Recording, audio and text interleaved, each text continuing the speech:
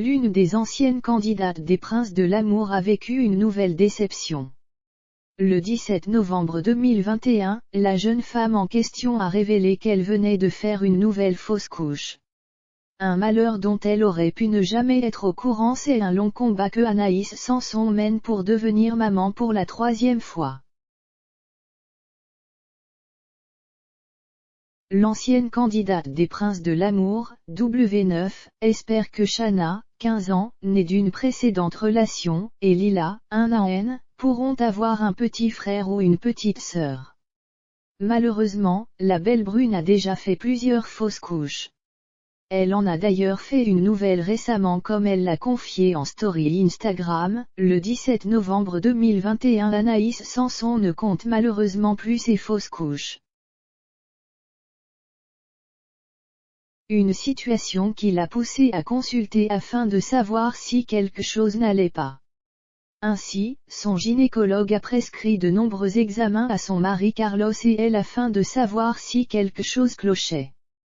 En début de semaine, elle a fait une échographie pelvienne en début de règles. Et, en voyant l'écran, elle a compris que quelque chose était anormal. J'ai dit que j'avais eu un retard de quelques jours. Et elle me répond que je suis en train de faire une fausse couche très précoce.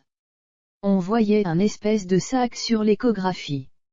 Si ça se trouve, si je n'étais pas venue faire mon échographie, je ne l'aurais jamais su, a-t-elle confié. Elle a constaté qu'elle avait des saignements abondants, des douleurs dans le dos et des crampes dans le ventre.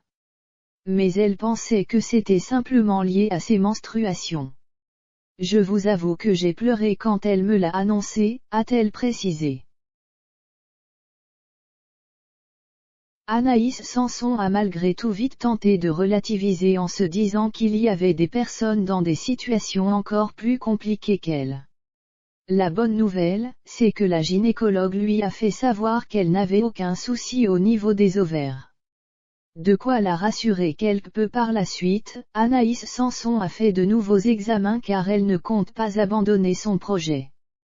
Il faut garder espoir et le sourire. J'ai 2 enfants à la maison et elles n'ont pas à subir mes problèmes, a conclu la jeune femme de 32 ans.